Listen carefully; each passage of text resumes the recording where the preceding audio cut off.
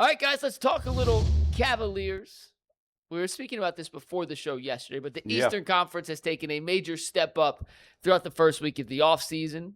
Kawhi Leonard's come over. Giannis has went from a bottom feeder to a team that can contend. The 76ers added Jaylen Brown. What does that do for Boston? I believe there are 11 teams right now that believe they could be a top 6 team in the Eastern Conference playoffs next year, not a play-in team. Those 11 teams: the Knicks, the Cavaliers, the Celtics, the 76ers, the Heat, the Pistons, the Raptors, the Hornets, the Magic, the Hawks, and lastly, the Indiana Pacers, who will get Tyrese Halliburton back. FanDuel put out their odds to win the Eastern Conference next season. This is currently how the odds stack up. The Knicks are the favorites at plus 290. The Celtics at plus 490 even after the Jaylen Brown trade.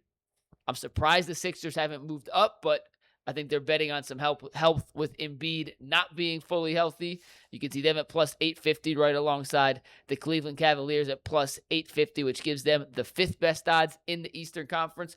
Question for you guys. We're going to two-part this. First part, LeBron's not in the picture. The second part, LeBron is. With LeBron not in the picture, where do you guys think the Cavs stack up and rank in a loaded Eastern Conference? I think, guys, it's probably somewhere between 5 and 7 to me. All the teams that were ahead of them in the odds, including Philadelphia, who they're tied with, I have ahead, except maybe Detroit. I'm looking at a backslide by Detroit, but I think Indiana and Miami are both ahead of the Cavs in my mind. Maybe I'm wrong, but I think to me the Cavs without LeBron are in that spot you don't want to be, where you're like, they're good. They're going to be a playoff team, probably 4 or 5 like they were last year. But I don't think they're going to go to the Eastern Conference Finals as is. I think they'll maybe win a round and then get eliminated in the second round. But I think at best they're the 5th team in the East. Maybe you could argue 4th, but I think they could be as low as 7th. I got them 7th. 7th easy. Because you look at it, they struggled with Scotty Barnes and the Raptors, where they were Brandon Ingram was out. Yeah. Scotty Barnes basically was carrying them with a bunch of random dudes. They just got Kawhi Leonard. And by the way, you look at Kawhi Leonard's numbers, he might not have the impact that we talked about we're used to on the winning, but he averaged 27 points a game last year. Still really good. Still really good. Yeah. So I think they got better. I don't think they're better than the Heat. And I know the Heat got to find some shooters in every places, but I just respect the way Spoelstra coaches the team, and I know how tough-nosed they are. So I look at it that way.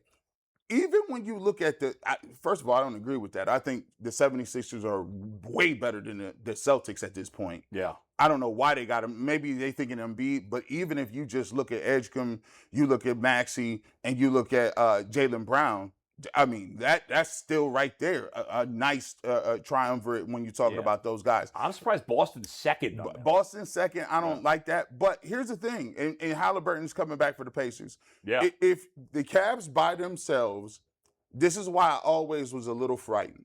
I was frightened because if you talk yourself into running it back, that has nothing to do with what other teams are going to do. Like, there's other teams that watched the Cavs and watched how they got dismantled by the Knicks and said, we can catch them.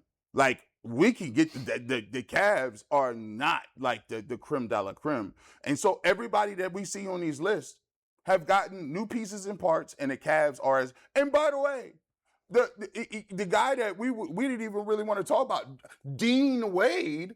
Now Dean Wade is with the 76ers. Like, so you say what you want about Dean Wade, but I mean, don't be talking about now. You guys have said plenty. I don't care about Dean Wade.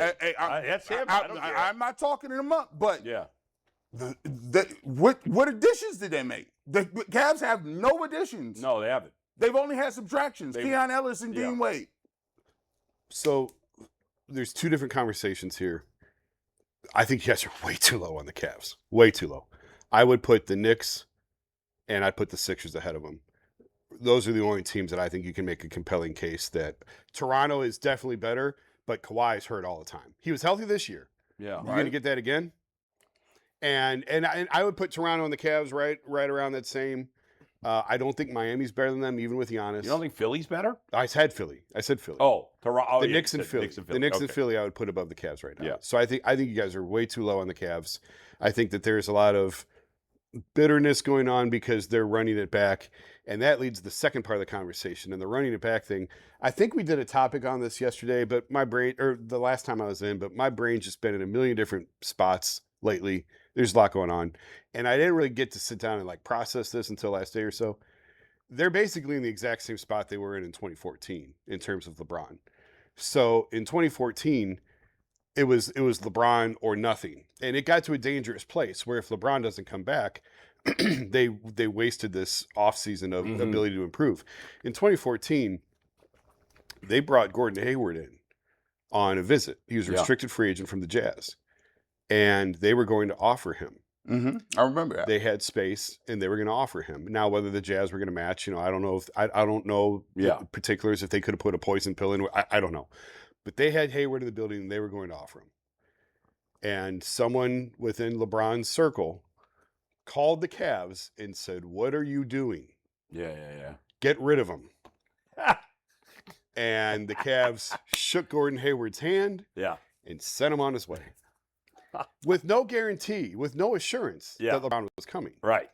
And then... So you saying that's what he did with the Dean Wade, right? I don't know. That's what LeBron is now considering Philadelphia as a potential landing spot. So whatever. Can't say Dean was the I would be shocked if he went to Philly. I'd be shocked. I agree with that. Would you be shocked if he went to Golden State? No. You don't think it hurts his legacy going there? No, I don't. Okay. And I know I'm probably in the minority on that. Yeah. I think it would hurt his legacy more to go to the Spurs. The Nuggets. Why would it be any? Well, because the Warriors aren't going to win anything. Contenders. Warriors aren't going to win anything. He'd be going there because just he wants to play with. He wants to play with Steph, and he loves the Warriors organization. He has a great. We talked about that last time I was in. Yeah. He has great respect for that organization, admiration for the way that they run things. He's always had an affinity for the Warriors. That would just be fun for him.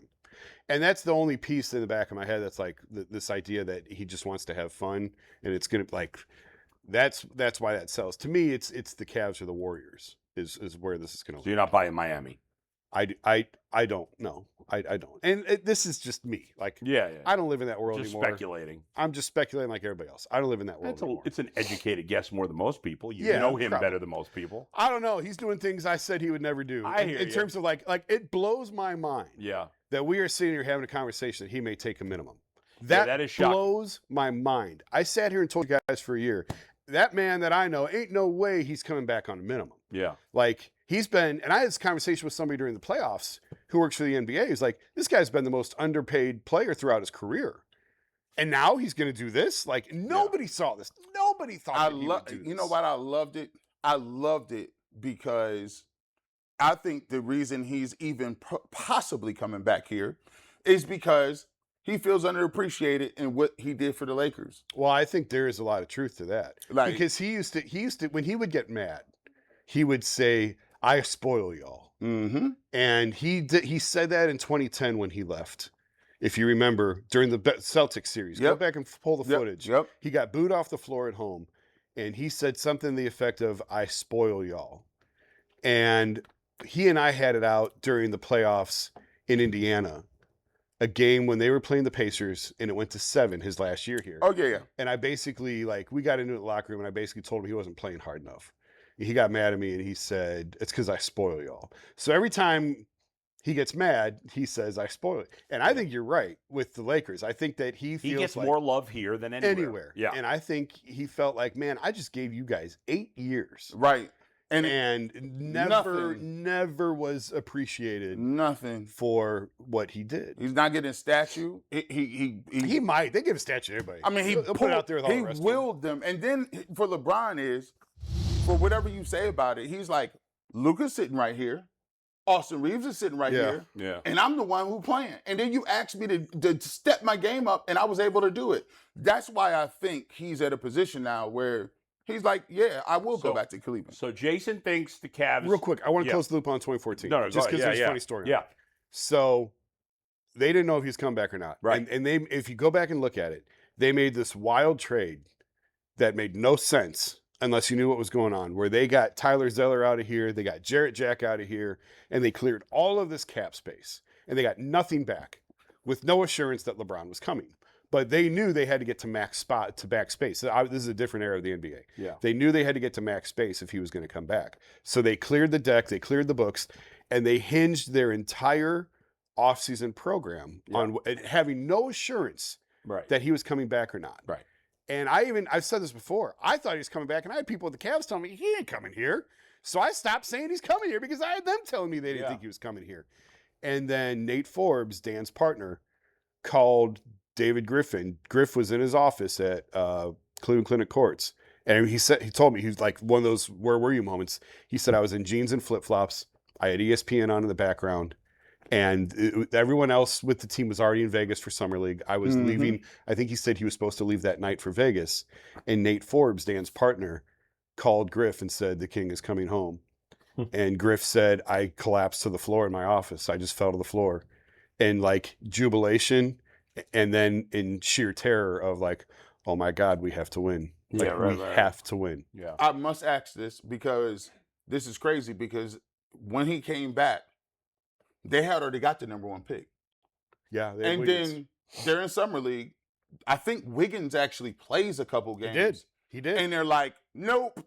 And then the Kevin Love decision comes out of nowhere. I'm like,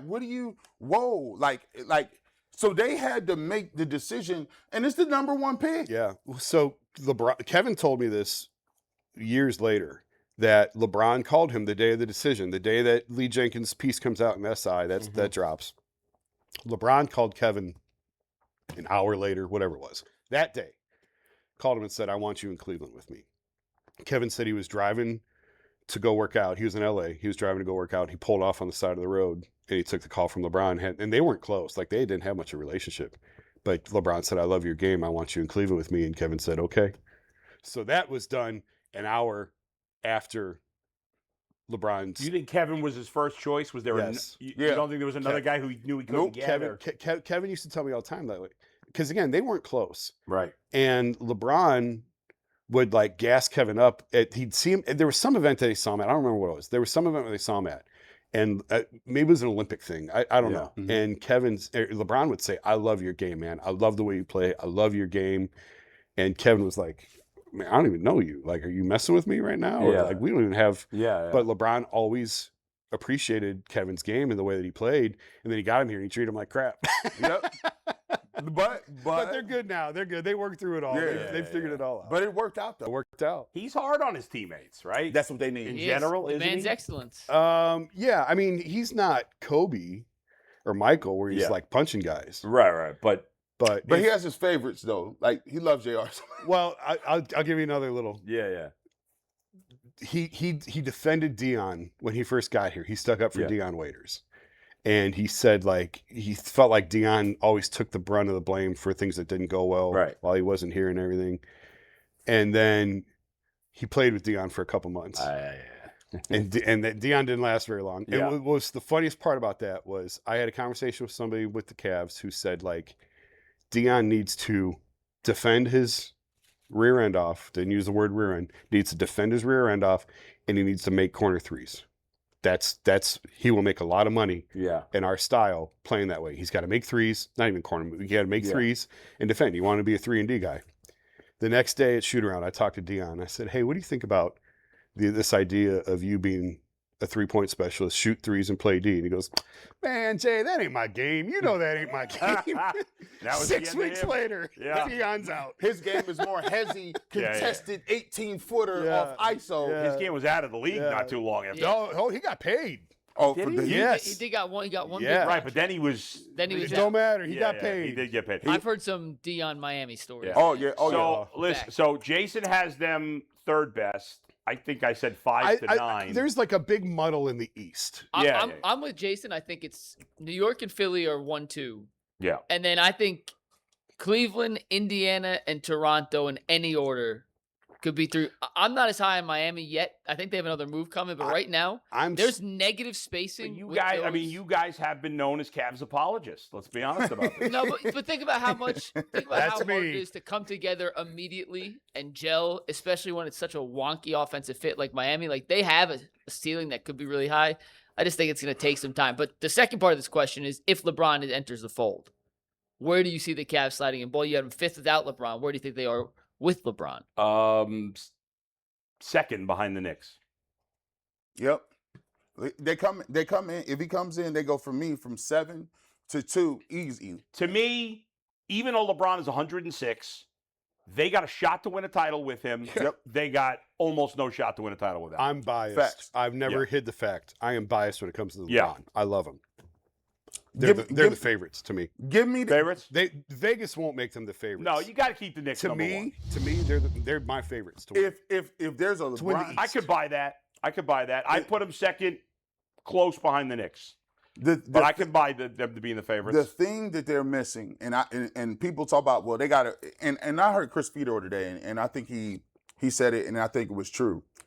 There's this thought process that, the Cavs need to go get Jonathan Kuminga to upgrade the roster to make it look good. No.